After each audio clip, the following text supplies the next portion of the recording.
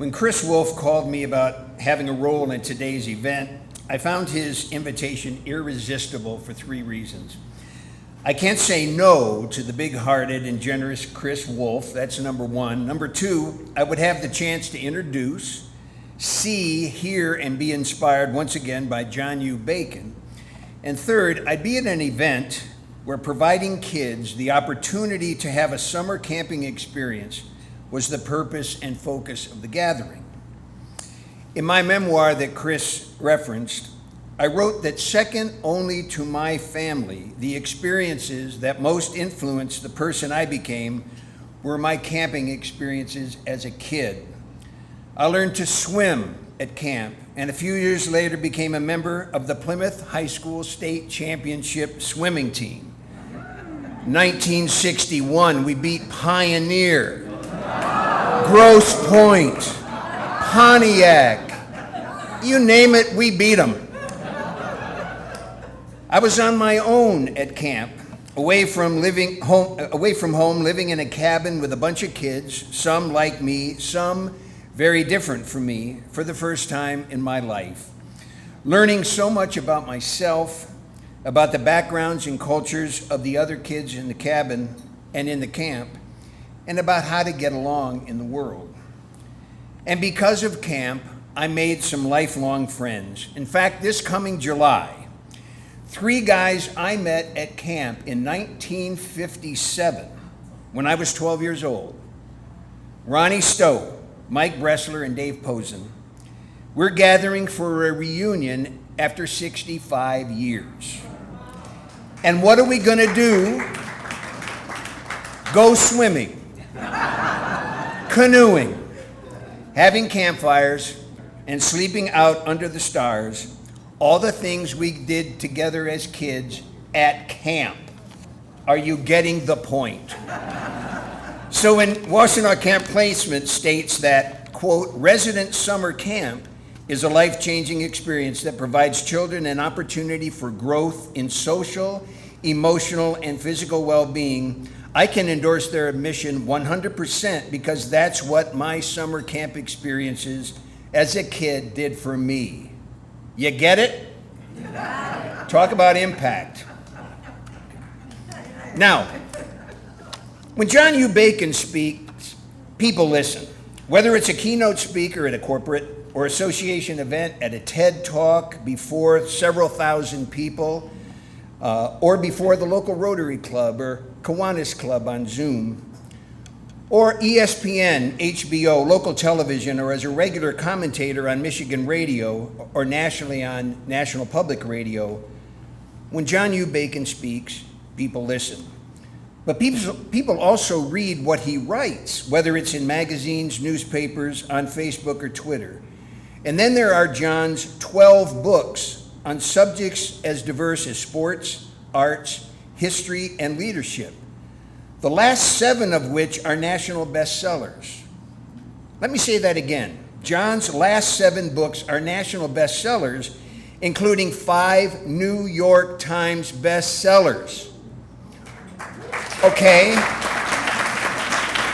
Now, let me say a word about John's most recent book. It's a local story, but its message is garnering international attention. Let Them Lead, Unexpected Lessons in Leadership from America's Worst High School Hockey Team. Describes how he coached his alma mater's hockey team. That's our own Huron High School hockey team, okay? Yeah, you Pioneer people are quiet. Huron people, you should, Well, how he take them from worst to first in 3 years. Good Morning America calls him the real Ted Lasso. Now, it's also sponsored a popular leadership podcast of the same name. Check it out. LetThemLeadByBacon.com. Once again, you can say it together. LetThemLeadByBacon.com. LetThemLeadByBacon.com. LetThemLeadByBacon.com. You got it. Okay.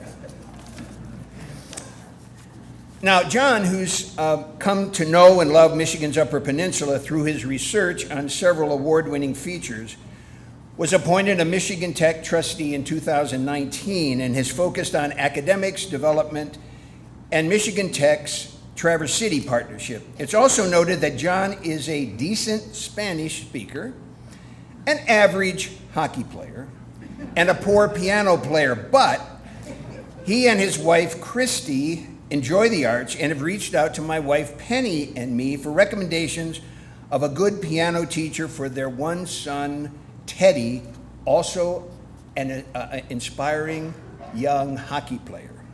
Balance, arts, music. You got it? I mean, arts and hockey. Arts and sports. There you go. John earned an honors degree in history from the University of Michigan in 1986, a master's degree in education in 1994, and a Knight Wallace Journalism Fellowship in 2005-06, and that's when John and I had an opportunity to really get acquainted.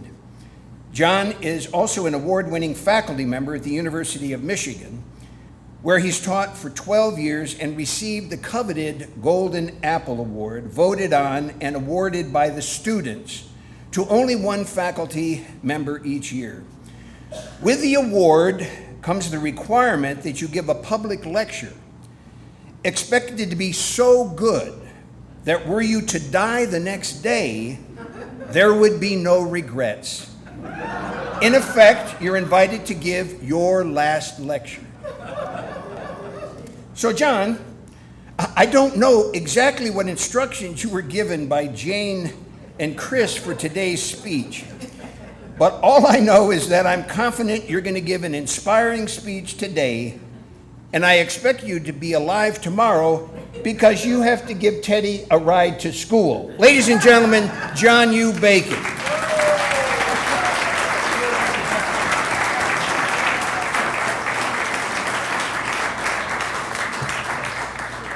It's downhill from here. I can't lie to you. That's about as good as it gets. I'm taking him to all my speeches from now on. That's very generous.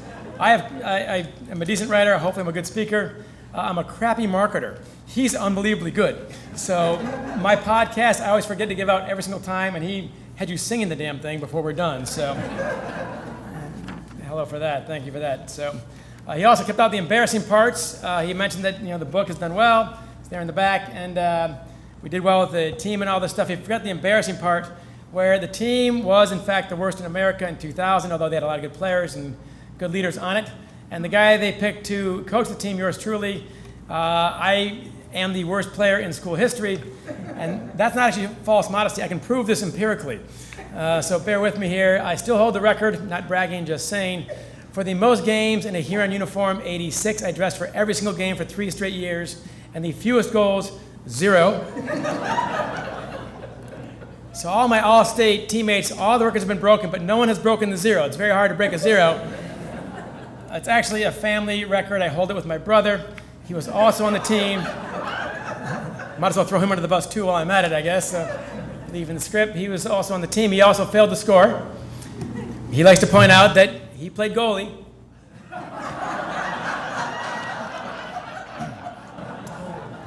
Everyone's got excuses. So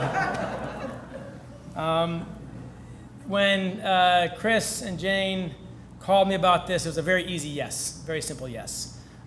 Because I am also a veteran camper, and I was getting verklempt going over this a few times the last few days, and I try to maintain myself now, but that's how emotional I am about camp.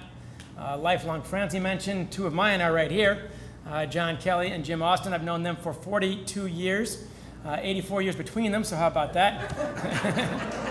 If my math checks out, which it rarely does, but there you go. So I'm glad those guys weren't given the introduction because they know a lot more than Ken does when you're 16 and so on. But let's dive right in here.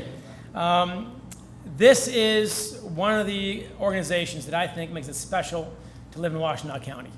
Not every county has this kind of backing, this kind of support, and I need to praise you guys for being here today. I know it's a sunny day, the weather's good for once. Not going to snow today, it looks like. That's good. And you're here today anyway, and that says a lot about you. Years ago in '96, I covered the U.S. Open at Oakland Hills for the Detroit News. And I was there for a Wednesday practice round, just walking the turf with my notebook, just getting a feel for things. And it starts raining cats and dogs. So I'm on the 14th hole on the back side. 3 golfers and I run for a tree. These guys are all top 140 or so, but I don't know who they are. We're just sitting there chatting. They're being very nice, not at all arrogant or egotistical. But finally the rain lets up after about 20 minutes, and we're walking away, and I say, you know, all this rain is going to soften the greens, and that's going to make it easier for the lesser putters to putt, right? And this guy turns to me and says, this is the US Open. The lesser putters aren't here. You're either a very good putter or you're a great putter, or else you're not checking your card at that place. And that's how I feel about you people. When I went over the list, I was not surprised to see the corporations, the foundations, the individuals on this list. This is you are the US Open putters. You are the people who keep this town running. It's not enough simply for a town like this, for a county like this, to look out for ourselves. That's what makes it great. And I'll get to that more here in a bit. But to dive in, what camp means to me, it means everything. I went to Heawena first in 1980 as a 16-year-old, as a camper. I was late starting. I'll explain why shortly. I was a counselor in training with young John Kelly there. Well, he's young then. And of course, Jim Austin was one of our counselors. And then I was a counselor in '82 out of high school. Those 3 years changed my life, and that's not a stretch. And I'll be able to prove that, I think, as we go on. And now I got married at 49 as a late starter there. Like everything else, married 8 years undefeated. That's my record, by the way, so thank you for that. I know most folks here can break that, but I'm on the scoreboard. That was the shocker. So we've got a 6-year-old son, Teddy, who is now going to enter his second year at Heawena. Unlike other kids, he does not have a choice. He's going. We've got a picture of my wife and Teddy under the Heawena sign every year of his life, including when she was pregnant back in 2015 before he was born. So Teddy's going to be a lifer if we have anything to do with it. It means so much to us. But I have to confess to you that when I first heard about camp, I did not want to go to camp. I was playing hockey and baseball in the summertime at the various hockey and baseball camps. I had a lot of friends in town, wanted to go biking and so on, and all the crazy things we did back then. I always thought that the kids who went to Heawena either couldn't hit a curveball or didn't have friends.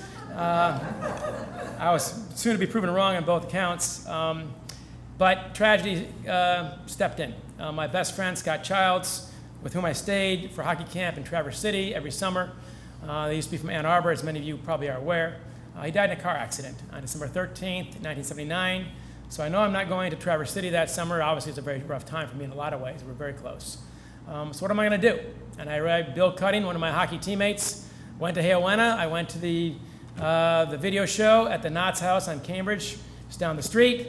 And I thought, whoa, this is not at all what I expected. And I got there, of course, and it was even tougher than I expected. So what first grabbed me at Heawena was the candle ceremony, the opening fire. You get there in Bonbright, and the director lights his candle. He lights his staff candle. And then eventually we get down to all the campers. And before you know it, this very dark room is lit up with everyone's faces. And that got to me right away. And then I learned very quickly that these campers I was with, we were going to go on a 16-day canoe trip through northern Ontario, about 200 miles or so. It was brutal. And the guys I was going with were tougher than my hockey teammates. I learned that very quickly. So that was gone. They got a lot of friends, and they came back to camp every year. I was a latecomer. That trip, without question, changed my life, and I kept on coming back for more. So what I learned, a few things. One, about camps in general, because it's not just Heawena that we're supporting. Our beauties, of course, Algonquin, store camps. We've got a long list here on your brochure. But all these camps have a lot of things in common. One of them is they all look kind of like the Swiss Family Robinson set. It's rustic but very orderly, very nice. But the weeks play out like the old show Fantasy Island. You recall that very obvious show from the 70s and 80s. What happens? You get off the plane, and oh my gosh, I have this problem, and you have this problem, and she has this problem. And they all hope the problems get solved, and magically they do in about half an hour on Fantasy Island. But that's kind of how these camps work too. And I've seen it from both sides, now all sides, I guess, now that I'm a parent and all this. People arrive at camp with some itch that needs to be scratched. They're missing something that the schools, hockey teams, baseball teams are not designed to give you. And I think camp is not just a wonderful thing to do. I think it's essential for a lot of reasons. What they get out of camp, of course, they give bored kids adventure. They give neglected kids, overlooked kids, forgotten kids attention. And they give everybody a strong sense of belonging, so strong that here we are 40 years later to pay our homage. So, mentors. It also gave me a lifelong mentor in, you qualify, Jim. He's also my lawyer, by the way. That's, I don't usually mention that in these speeches, but he's a full-service friend, is all I'll tell you. So. We didn't think in 1980, by the way, when you were leading Isle Rural and I was on the canoe trip, that guy's going to be my lawyer someday, I think. So. Of course, I'm talking about Pat Rohde, who was a long-time director at Camp Hayawena from 1981, I believe, to 1998. An amazing guy. He based camp on his belief that we cannot get through life alone, but there are plenty of people who are willing to help us if we can ask. And that's one of the jobs that WCP does for these children. We ask for them, is the idea. So Pat learned this the hard way. As a child, Pat was sickly, his dad was often absent, and on his 12th birthday, they had to bury his mother, who had died of breast cancer. That's a pretty rough start, to say the least. In his teens, he and his brother were living at home largely by themselves. And it was very rough. So what does he decide to do with his life? To give back, because the neighborhood rallied and saved him. The YMCA place right down the road, that saved him. That's where he's playing baseball and hockey and ended up getting a scholarship and got through college that way, and he never forgot. In addition to giving his time and energy for all those years to camp, Pat Rohde gave former campers money to pay for rent, college tuition, plane tickets, and yes, even bail. So it wasn't Kelly either, by the way. I feel compelled to say that, John. So all but one of them had paid him back, and it was not the bail guy. The bail guy actually paid him back too, by the way. So there we go. So why does Pat do this, and what are the effects? What are the benefits of going to camp? There are countless. It's pretty amazing. I occasionally, like Oprah, I've got Oprah-esque weight fluctuations, and whenever I'm trying to get myself back in shape, you get online, and the first thing everyone says is green tea solves every problem you have, basically. So the only problem with green tea is it tastes exactly like green tea. So I'm not very fond of it. It's my problem. But everyone loves camp. Camp, it's amazing what it does for leadership, for physical toughness, for social development, emotional IQ, all these things. And the studies show again and again and again, when camp kids go on, they go to better colleges, they do better in college, they do better on the job, everything gets better for these few short weeks. The shocking thing is how short this experience is to pack a punch like that. If I were in charge of the federal government, which no one has yet suggested, I would put a lot more money into camps. They last 1, 2, 3 weeks, and you remember them the rest of your life. It's one of the most efficient, effective, cheapest ways on the grand scales to change lives. And WC has been doing that for 60 years. Pretty amazing. So, thank you.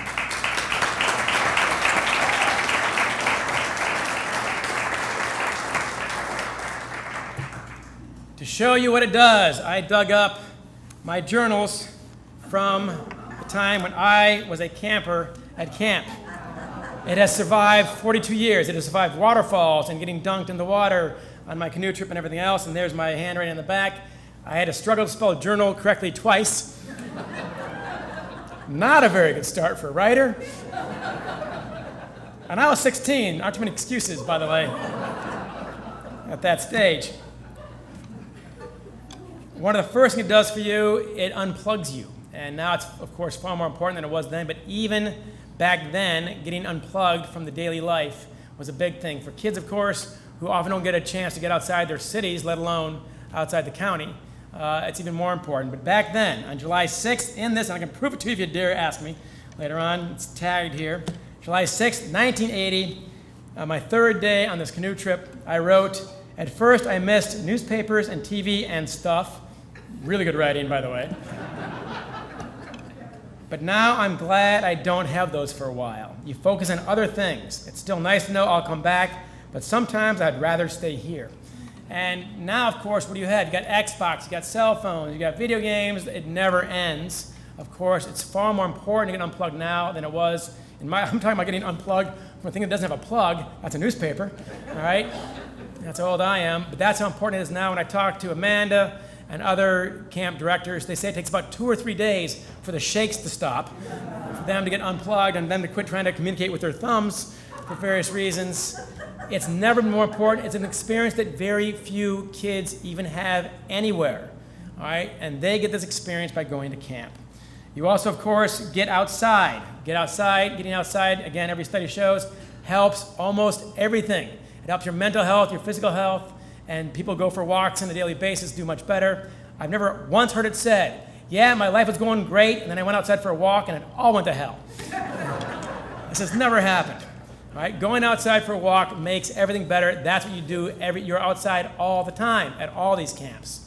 And getting the fresh air, working your feet that much, and this is a new experience for many of us. So, and of course, you test your limits. One of my great mentors also is a guy named Al Gallup of Gallup Park fame. Al is now 96 years old. He is a World War II hero, and he still bikes every day. This guy is tough, to say the least. He gave me a great insight when I started taking over the Huron High School hockey team. He said that, look, high school kids especially, they're going to test themselves one way or the other. They're going to find their limits, whatever they are. I'm going to do it with cars and drugs and sex, or by canoeing and hiking. Canoeing and hiking are far, far better, okay, obviously. And that's what camp does. You find your limits, and you break them, and you find your next limits, and you break those. And you find your next limits, and you keep on breaking these. So, you also, by the way, for all kids, I think, but perhaps especially for the WCP kids, it takes bravery. That these guys get on the bus, and they're scared, and they've never been to these places before. They've never been around these people before, perhaps. It's scary for all kids going to a new camp. It's scary for me at first at 16, going to camp on the lake on which I grew up. So even there, it's scary for anybody. For these kids, perhaps a little more so. You got to be brave, and I like that too. So you can try new things at camp. You can even try on new personality traits, and I was dying to tell you guys this one. It took me 40 years to do it. At school, not surprisingly, I was considered talkative, if you can believe that. I know. And guess what? My son, turns out he talks too much in school. No. I was as shocked as his mom was. So, the other day, they asked him, where does your dad work? And he thinks about it and says, my dad works at a cafe, which is largely true. If you've ever been by Sweetwater's, you've probably seen me in there working on a book. That part was lost on my son, but he's largely right. You get to try new things at camp. For me, I did not want to be that guy at camp. I wanted to be somebody else. I wanted to be different. So if you remember me way back then, John and Jim, I was not a talker at camp.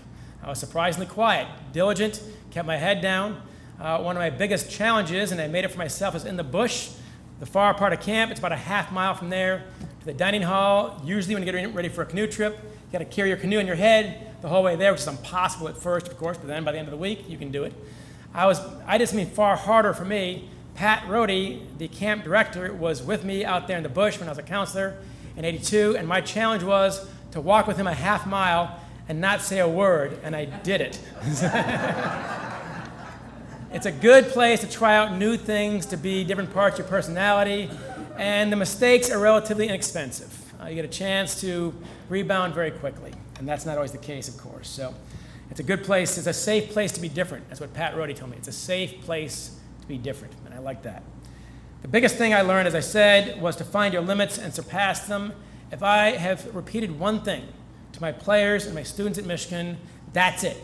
Right? You think those are your limitations, and they're not. And you think they are because you stop before you get there. When you get there, guess what? Look around. Now you can go a little farther. Get there, guess what? Look around. You can go a little farther. And I learned this the hardest way possible on this canoe trip. I had just broken 100 pounds in 10th grade. 3 digits, baby. I was making it. So that's when my hockey career took off, obviously. And that summer, I've got to put, a 50-pound canoe on your head and get that through the woods. We had a 170-pound food pack, and then the 2 marshmallows, they were called. These Army canvas bags had all our food in it for 16 days. You had to put one in the front and one in the back. And we have a picture of me doing this from Bill Cutting, and I can't believe it. I wrote this down in 1980. When I double-packed on the 1-mile portage today, my friend said I looked like a picture in Life magazine of a World War II soldier who didn't make it.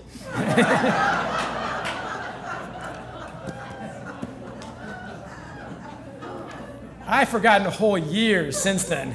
I can remember every step of that thing. It was literally 10 feet, drop them, now go 20 feet and drop them, and then go 30 and just keep going, keep going, keep going. And after a while, you actually get there. And of course, on these trips at Hayawena, I can certainly say you basically have two options. One, you can get yourself to the end of the portage, or you can die there. So given those options, you tend to pick up the pack and keep going. And that's what it did for me. And I have not gotten back to this journal till this week, actually. So teamwork. I think one of the great things you learn at camp that schools are not designed, and I'm a teacher also, my mom's a teacher, my grandmother's a teacher. I'm very pro-teacher, very pro-education, very pro-public education. Nonetheless, school is not designed to teach teamwork as such. At camp, there are no tryouts. There are no cuts. There's no starting lineup. There's no score. There are no stats. Either everybody gets to the end or nobody does. All right? That is teamwork. It gets in your bones in a way that nothing else really can. For me, that was incredible, and that's why I'm still friends with these guys all these years later. It's not zero sum at camp. Everybody can win, and everybody has to win. For the team to work, everybody's got to win. Leadership. One of the things I talk about in that book there in the back is what I called layers of leadership. It does not work. I got it from Bo himself. Bacon. If it's me against them, it's 120 of them and one of me, it's over by lunch. So if it's me versus them, you're going to lose. You need layers of leadership for this to work. And I learned that mainly at camp. My joke in the book is leading by example is clearly very important. If you don't lead by example, you're a hypocrite, and they're not going to follow you, and they shouldn't follow you, frankly. All right? But leading by example is not nearly enough for a real organization to excel. And my point in the book is I joke about, we had a name for those on my team who led by example. They're called sophomores. Because all that means is you can do your job, you know your job, and you can do your job. That means you got a jersey, you got a stall in our locker room, you're welcome on our bus, you get a paycheck on your job, you got a cubicle, you got a parking spot. It means you get to keep your job. That's what leading by example means. You know your job, you can do your job. By your junior year, on my team, I expect you to know your job, do your job, and know everyone else's job too. And by your senior year, you know your job, you can do your job, you know everyone else's job, and you help them do their jobs better. And the example I use with corporations across the country comes directly from Camp Hayawena. Once you can finally get the two packs to the end of the thing, and you start getting better at this, 2 years later, I am the counselor on that trip. A trip I could barely finish as a 16-year-old, now I'm an 18-year-old. Guess what? I get those two packs to the end and go back and help the guys who can't. All right? And that's what you are doing here for the kids we get for WCP. They don't have the money to go to camp. All right? The corporations we have in that list, the foundations, they do, and they've given it to them. We need to go back and help those who can't always do it themselves. All right? And the cool part is, I'm jumping ahead here, but I don't care. This is often the case.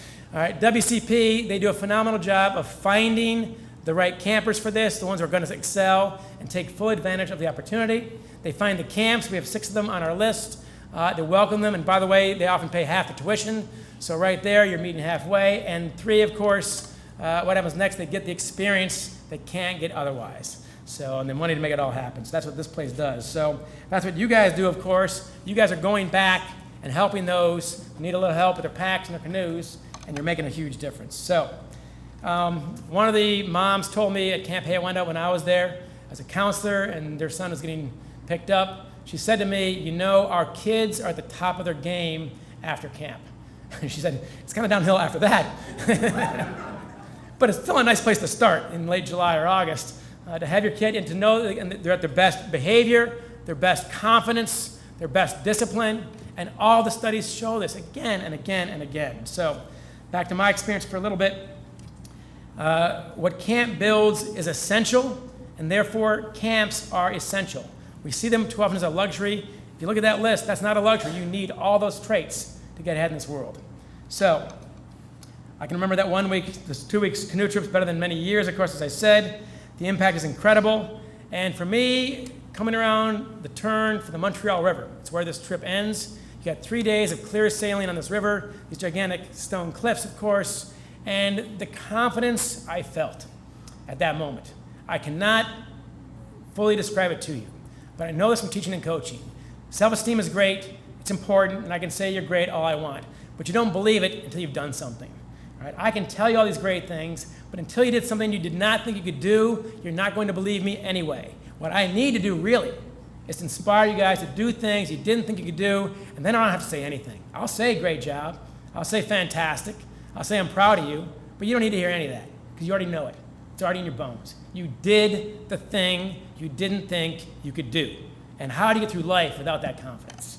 Everyone here has done that repeatedly in your life, and those are the experience you draw on when the next thing comes up. I can do this, I've done other hard things before. So, closing campfire, of course, got to me. The closing campfire at Washtenaw. You hop in Bombright Lodge, and the same 200 people are there. And the camp director asked somebody else to light the fire, and then we light our candles, and we go around. And when you see the faces this time, they're all tears coming down their faces. And as Jim Austin told me years ago, if they're not, we screwed up. All right, that's our final exam. If they're crying then we did okay. I'm about to cry now if I'm not careful. And I took that with me when I was coaching here on hockey. Seniors giving their speech, if they're not crying to say goodbye, then we screwed up. It's not the wins and losses. It's not all that. If they're not crying at the end, we did not do our jobs appropriately. So what it does for these campers. Bonnie Billup, many of you guys will know him, of course, a local legend, the Peace Neighborhood Center, fantastic place. He describes a story to a friend of mine, Steve Foley, who's been involved in WCP as well as Camp Washtenaw, of an 8-year-old kid who was nerve-wracked when he was getting picked up at Briarwood Mall on the bus with his friends, very scared. His mom knew how scared he was. He was going to Mystic Lake Camp.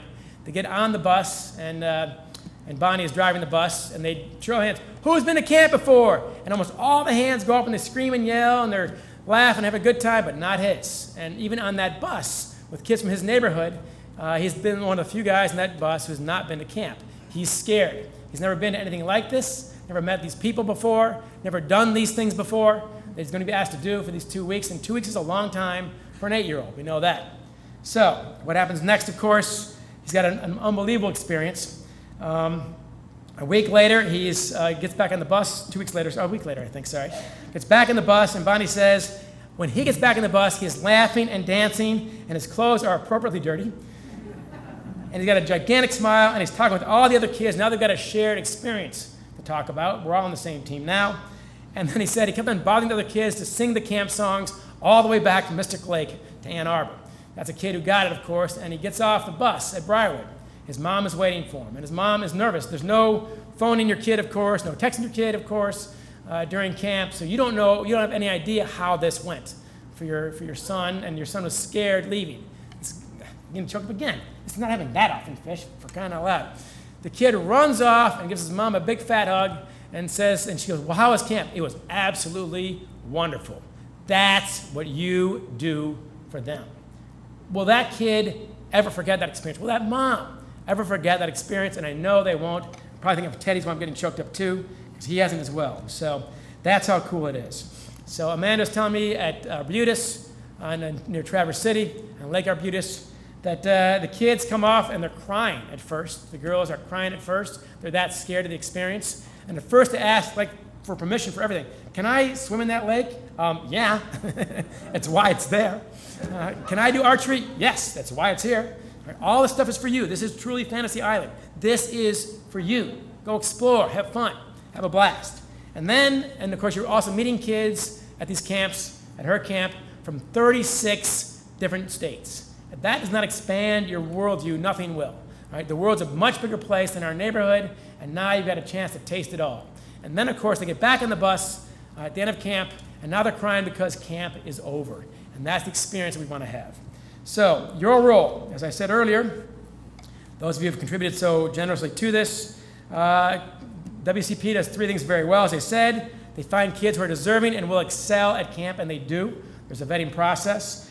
They find the camps, we've got 6 of them, and they find the money to make sure all this works and changes lives forever. The 4th thing, Steve Foley didn't say to me, but I'm saying now, it changes lives forever in an amazingly efficient and effective manner. And like I said, layers of leadership, you are part of that layer of leadership now. All right, you know your jobs, you can do your jobs. Everyone here has done it quite well in this county, I think. You know everyone else's job too, and now you're back to help other people do their jobs well, even though those jobs might be 10, 20, or 30 years from today. You're already helping them do their jobs better. That's what actual leadership looks like. So, today I had to go to a funeral with Chris Wolf, my good friend. Gave a wonderful eulogy for a good friend of mine I've known since grad school 30 years ago. He's my age, which is always Of course, jarring as well. Wonderful guy, to say the least. For somebody who's 57, I've gone to way too many funerals. Somebody my age, starting with Scott Childs when I was in 10th grade, of course. Giving eulogies for these, which you never want to have to do, of course. But I've noticed a few things by going to so many funerals. I've gone to people you don't know, of course. I've gone to famous people's and rich people's and so on, and none of that matters at all of our funerals. When I tell my students this, they get quite shocked. They can't think of their own funeral.